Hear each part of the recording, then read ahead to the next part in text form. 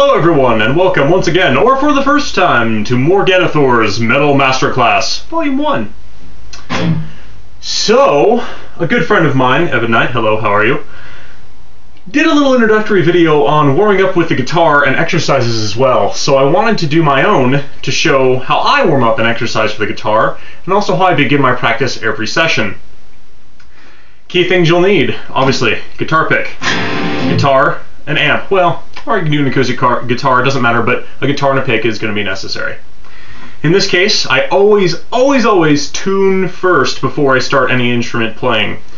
Anytime, always, without fail. I mean every time. For the last 15 years of, that's right, 15 years I've been playing, I start with tuning my guitar first. It is absolutely pivotal to a hardcore, intelligent, and excellent experience for when you're actually flowing with your instrument.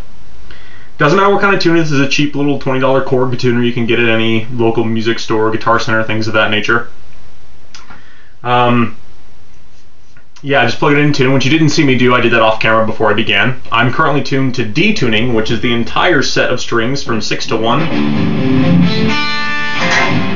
One step down from what the normal standard tuning is, which is E tuning.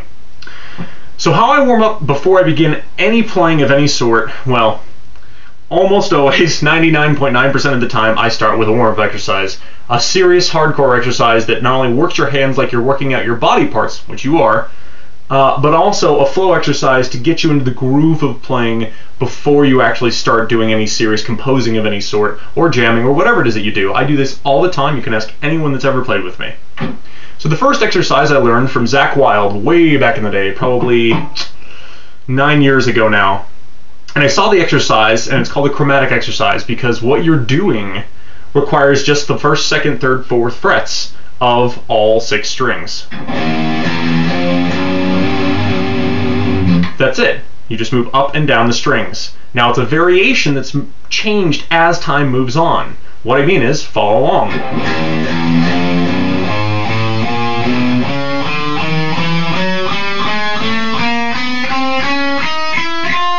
And then back down the strings.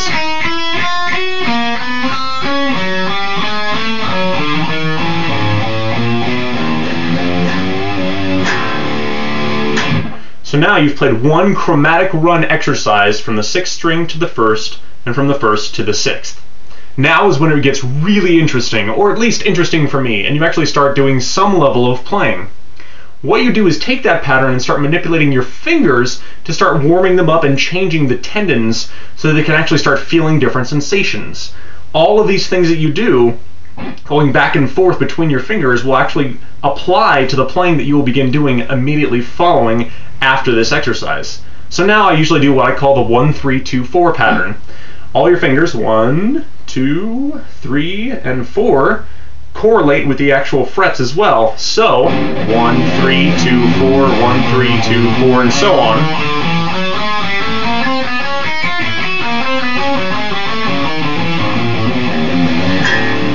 And then you just start playing with it.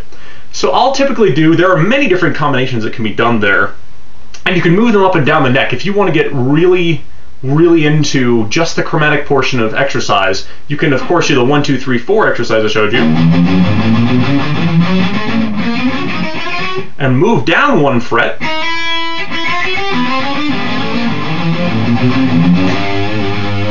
and so forth and so on to the 12th fret and back. But I think that's a little redundant in the sense that you're just doing the same thing, and keeping it up here is a harder workout than lower down. The lower you get, the easier it is to play, though you can exhaust yourself. So if you're going to do that, just stay in this area anyway, because you can then move it later. What I'd rather do is then manipulate the actual pattern. So this time, let's do 2, 1, 3, 4.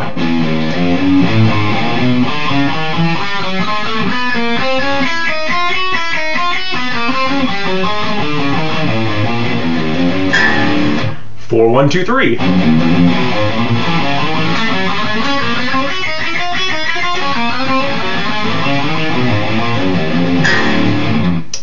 3, 4, 2, 1.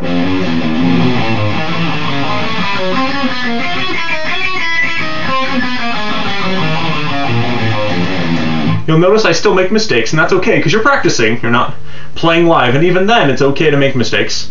It's practice, after all. but it is good to try and hear every note specifically so you can make sure that you're hearing what you're playing all the time. Now, once I've done 5 to 7 different exercises to get a little bit of warmth in my hand, I finish with 4, 3, 2, 1.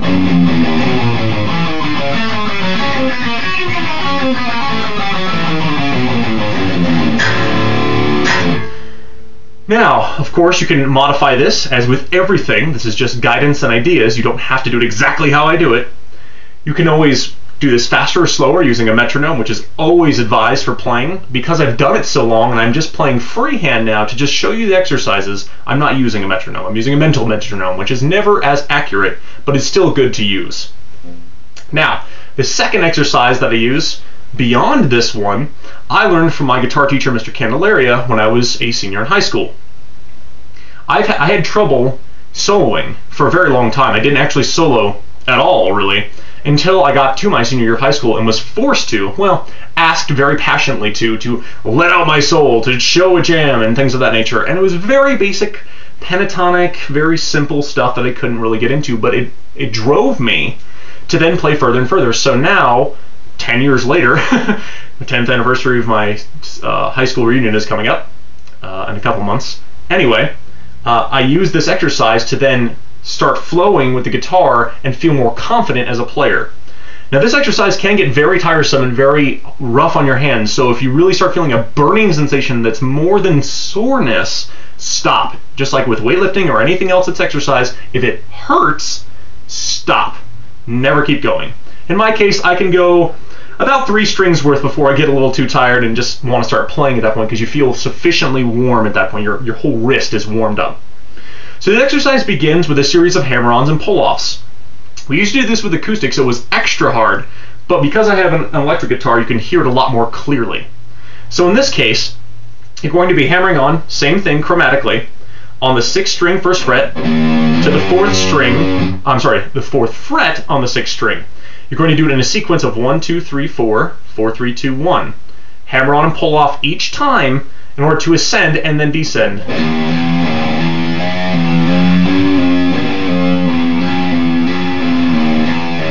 When you've completed that once, you move down to the next fret and do it again. And so on.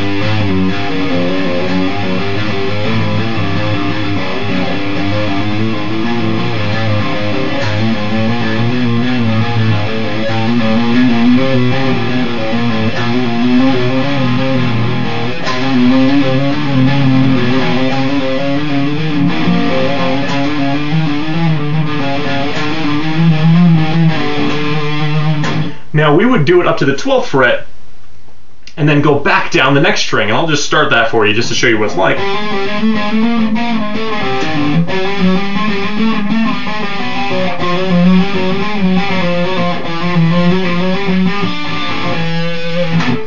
And we would go up and down the strings until we get all the way to the last one.